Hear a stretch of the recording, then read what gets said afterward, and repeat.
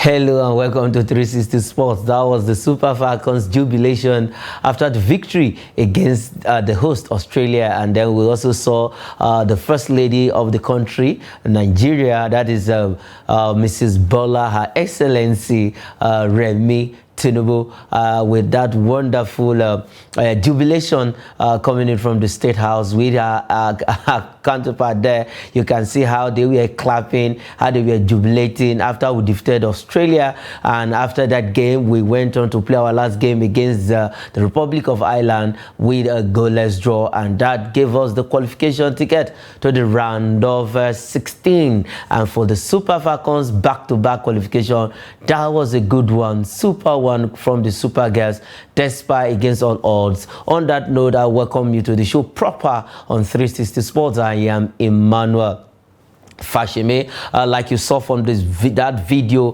we will go straight to the first story, where the Super Falcons is going to battle the Lionesses of England in the round of 16 after their goalless draw against the Republic of Ireland. They will be taking on England in the round of 16 come on Monday 7th of August. It's going to be a very big one for the Super Falcons and the England and national women's team. The Super Falcons, a lot of persons are saying that okay, the Super Falcons cannot hold their own against the English ladies, but who gave them this chance to even get to the round of 16? They were put in the group, they were in the group of death, as people were looking at it. The host Australia, Canada, Olympic champion, and then Ireland pulling weight in Europe, and they say no chance for Super Falcons. And before they left the shores of Nigeria, we know what went on between Round the World Drum, the girls, and NFF. Where of worse, they were throwing tantrum at each other, blasting each other, bantering, and the rest of them, causing distraction for these girls. But against all odds, they have progressed. They have moved out of the group. They came second. Super Falcons is among the likes of England, who did not lose a game, though they dropped points. The likes of that had 9 points, 100% qualification to the round of 16. So also is Super Falcons. They only dropped 4 points, and then they got 5 good points, 2 draws and 1 win. They've not lost a game. The English women too have not lost a game. They qualified 100% qualification. They got all 9 points at stake. In their last game, they blew China away 6-1. It ended. Nobody saw that coming. But now they have a date with the Super Falcons come on Monday 7th of August. I want to say I have confidence in these guys. I know what they can do. Tony Payne has come out to say, okay, they can also hold their own against the English women. It's not, people should not write the Super Falcons off. It's a game of 11 players, 22 players in total on the pitch, and they are going to be running for 90 good minutes, 45 minutes on each half. So it's enough for Super Falcons to change the story. These two teams have met before, the first time in the World Cup. That was in 1995, and that was the first time the English women will appear in the World Cup. That match actually ended 3-2 in favor of the English women, with the current and present Super Falcons players allow history to repeat itself again. I don't think so. With the likes of Chiamaka Nnadozie pumped up, Tony Payne, Rasheedat Ajibade, Plonta, Ohale, Rasheedat Ajibade, Ohale, we have Halimatu Anyide, we have Demeyi at the defense, we have Plumta, we have Tony Payne in the midfield, we have Uchenna Kanu, we have our own superwoman, Asisat Oshoala. These are big players. When it comes to big stages, they can hold their own against the big players also. And we know the English women, they have the likes of Lauren James, sister of the James of Chelsea. We have Toon there, we have Russo. A lot of big players also play their trade with Chelsea women's team and Manchester United and Arsenal ladies.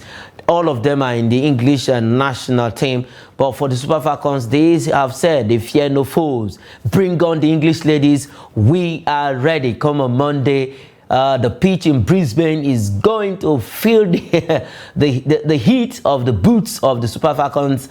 And then the Lionesses of England women's team. So I think I want to share with a lot of persons out there that some persons who have seen it that the Super Falcons can hold their own, can actually cause upsets against the English women. Let's not forget that upset has been happening in the World Cup. Well, we saw how an upset happened earlier on today, where Jamaica actually dumped out Brazil from the World Cup. That was a big shocker, big upset after a goalless draw, which was enough for the Jamaican ladies to qualify alongside France. But to tell you the truth, we will get there because we have other results also that have earlier on today. We saw some matches, we saw some results. South Africa leaving it late to also get the qualification to the round of 16, joining the Super Falcons.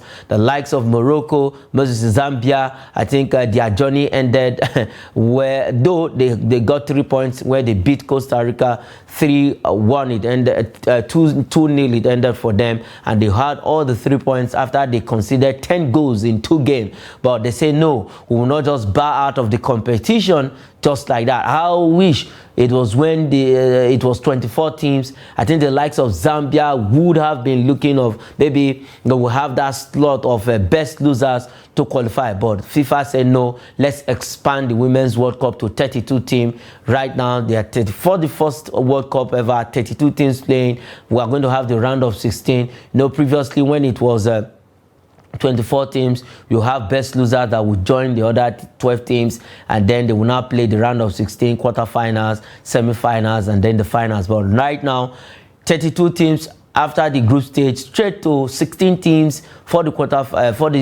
round of 16, and then after that you have the quarterfinals, semi-finals, and finals proper. And that is where we are looking at Super Falcons to actually get to. We want the Super Falcons to get to the finals.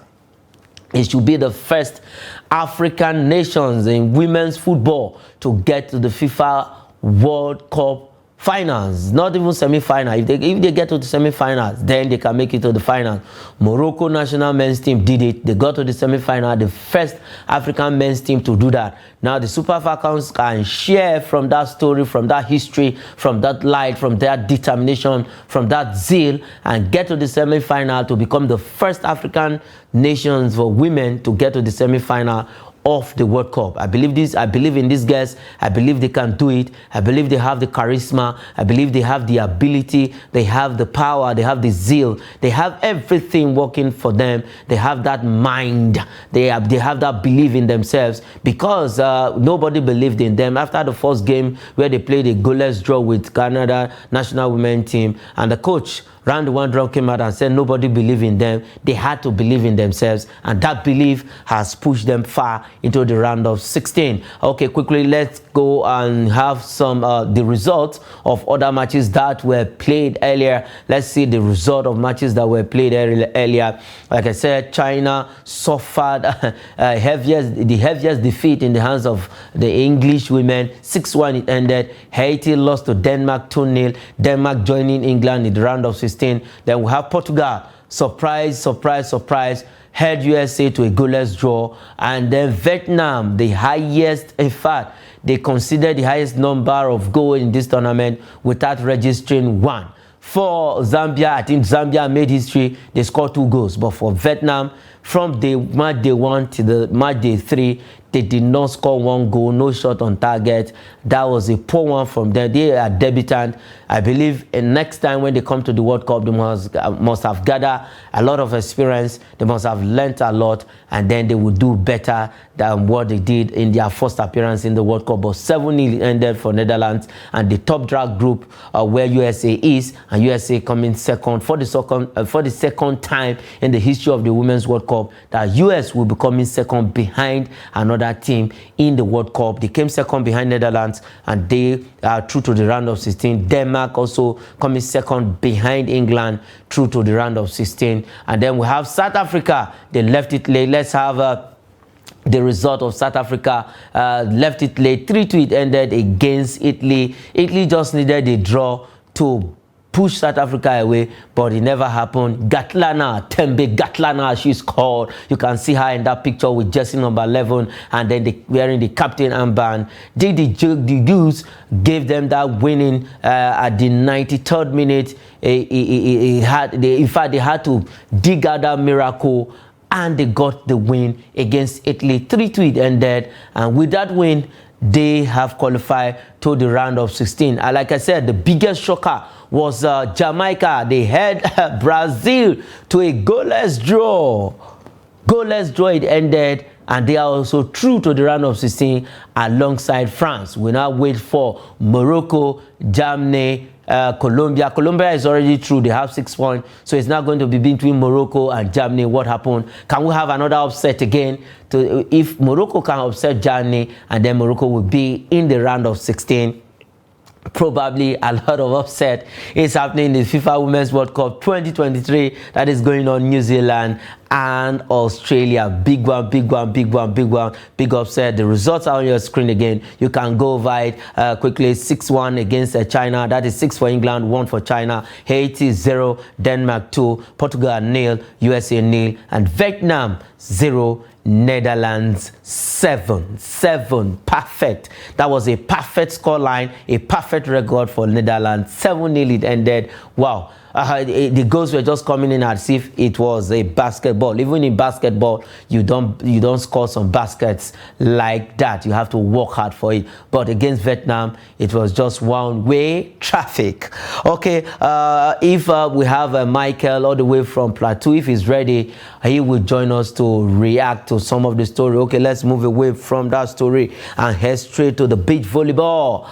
When we talk beach volleyball, Nigeria Volleyball Federation, NVBF, is actually doing enough, and they are doing better and trying to do well with the enough they've done. They want to improve on that by pushing our volleyballers to the next level. But for our beach volleyballers, they have qualified for the Olympic qualifying series that will be happening next year. That is Paris 2024. But in the Zone 3 qualifiers, they dispatched the Ghanaian team. 2-0 ended. They won the first quarter and the second quarter 2-0 against the Ghanaian team, and now they have qualified for the next phase of the qualification series for Paris 2024. And it was a painful one for our own beach volleyball team for men. They lost to Benin Republic 3-1 it ended, and they couldn't make it. But for the ladies, nobody gave them a chance. According to the coach, when they saw our beach volleyballers, they say, no, this one can't do anything. But at the end of the day, they surprised everybody in that tournament, and now they have qualified for the Olympic qualification series, the second phase. That will be coming up very soon, and then let's see if they can actually, because last Olympic we almost got the qualification ticket. If not, that we lost our last qualifying match, and that was why we were not in Tokyo 2020 Olympics. That is the beach volleyball. That is the beach volleyball team. I beg your pardon. That was an error. Not Afro basket. The D Tigress are doing their own, but we are talking about beach volleyball right now. Good one coming in from the Nigerian Volleyball Federation.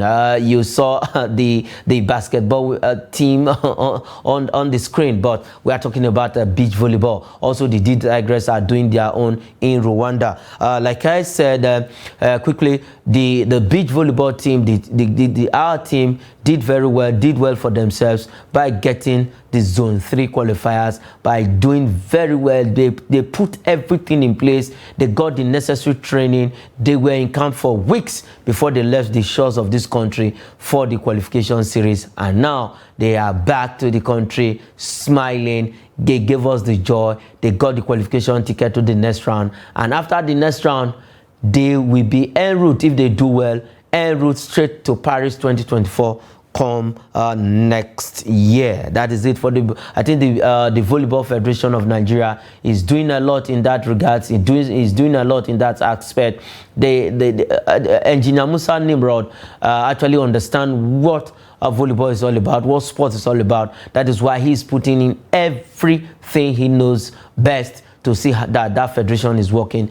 If every federation in Nigeria, in the country, can actually emulate the Nigerian Volleyball Federation, I think our sport is going to be a viable one, vibrant, interesting, because we have talents. Nigeria have talents everywhere. Everywhere you go in the country, there are talents waiting for you. All you need to do, facilities, bring them out, identify them, give them good training, give them good exposure, and boom, you can have the best from these athletes. Where the facilities are not available, what can we do? And I love what Honorable Ekene Adams is doing right now. The House Committee, they have proposed a plan that they are going to build sporting facilities across all the 774 local governments, I beg your pardon, not 77, 774 local governments in Nigeria. They are going to build sporting facilities, which is a welcome development, which is going to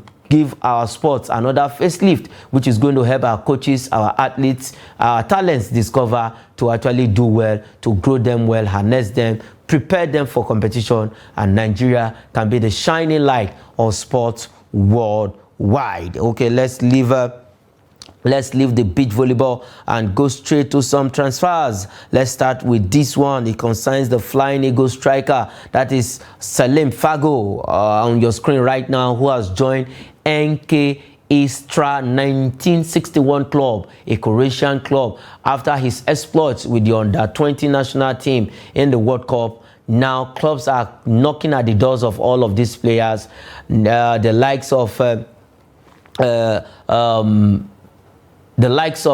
Salim Fago, who is now in Croatia, joined NK Istra 1961 club. That is a very big one, a very big move for Salim Fago. We have the likes of other players in that squad who has also made their way out. We have a player on that squad who went to Saudi Arabia. A lot of them are getting sign-up deal with big clubs in Europe and in Saudi Arabia. But for Salim Fago, NK Istra 1961 is the club he has decided to join in Croatia. Good one for him and good one for this young man. I think he's going to learn a lot there and then join. Well, if he do well, I think Jose Pizarro should be looking at the side of these players so that they can be the young one that will take over from the aging Super Eagles players. But even the Super Eagles team right now, we have young and vibrant squad, young talents, the likes of Victor Osimhen, Samuel Chukwueze. They are not old, they are still young, apart from Ahmed Musa in that squad. So a good one for Salim Fago, who has joined NK Istra 1961 club in Croatia, after he did well for himself and for the country right there at the Argentina FIFA Under-20 World Cup 2023, where Nigeria bow out in the second round. But at the end of the day, these guys are getting big deals in Europe, in Asia, in Africa, even in Nigeria. Some of them might not go outside of this country, but I believe they are going to get the likes of Remo Stars, Enyimba of Aba, Rangers International, Bendel Insurance of Edo State, Benin City. They can get deals from all of these big teams in Nigeria, so that they can ply their trade before thinking of stepping out of this country to go to Europe. NK Istra is the home of Salim Fago right now, where he will be spending some years with the club. I think he put three years contract. That is what he signed with the side. And let's quickly take this last story on the show, 360 Sports, where Tottenham now target Gift Orban. They target Gift Orban to replace Harry Kane if eventually Harry Kane leaves for Bundesliga giant, that is Bayern Munich or any other club in Europe. They have identified Gift Orban, the hottest striker in Belgium. At the beginning of the season, he has opened his goal-scoring account again. And last season, he was on fire. He scored 20 league goals and a couple of other goals in Europe, in European competition. So for Gift Orban, I think this is one of the hottest kid when it comes to the striking force in Europe. And now Tottenham has said, okay, Hurricane, if you leave, we already have a replacement for you, and that is Nigeria Gift Orban. He has not gotten the call-up to the Super Eagles, but I think the other 20 are looking at him, probably, or straight to the Super Eagles. If we can have him alongside Victor Osimhen in the Super Eagles, who says we cannot shock any team in the world for Gift Orban. Tottenham right now has identified him, has seen him as one of their players that they can, that one player that they can use in replacing Hurricane, probably if Hurricane leave Tottenham Hotspur for Bundesliga team, that is Bayern Munich or Manchester United or any other team that are actually setting their sight, their eyes on Hurricane. But if you ask me properly, Gift Orban will be good for Tottenham, because Tottenham is another young, is a team where you can grow your talent, where you can do well, where you can have a lot for yourself. Okay, on that note, we will be leaving it on 360 Sports with me, Emmanuel Fashimi. Thanks for watching.